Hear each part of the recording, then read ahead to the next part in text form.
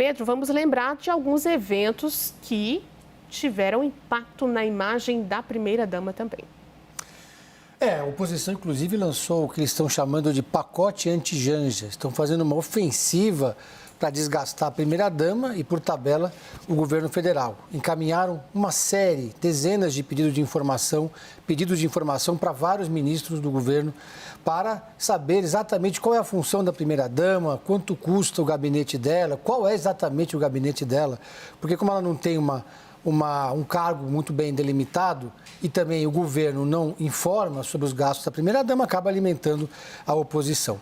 Mas 2024 foi um ano marcado por uma agenda negativa persistente, resiliente em relação ao governo federal.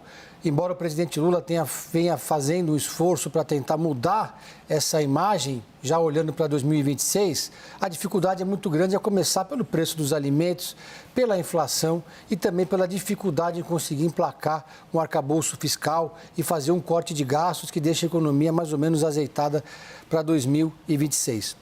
Mas o que mais me chama a atenção nessa pesquisa é o desempenho de Tarcísio de Freitas no segundo turno de uma eleição presidencial. Claro, é como disse o Poit, é um retrato do momento. Mas é um retrato que mostra que Tarcísio de Freitas é muito mais forte enquanto candidato a presidente da República que o próprio Jair Bolsonaro. Isso porque Jair Bolsonaro, que está inelegível, mas tenta reverter essa situação, tem contra ele uma rejeição muito grande. A eleição de 2022 foi marcada pelas rejeições, muito mais do que pela popularidade do Lula e do Bolsonaro. Quem elegeu o Lula foi o antibolsonarismo e os votos de Bolsonaro foram muito mais antipetistas.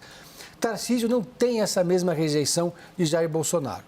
Mais do que isso, a pesquisa mostrou que nenhum filho dele, o sobrenome Bolsonaro, não tem força política para enfrentar uma eleição presidencial contra o presidente da República, o Lula.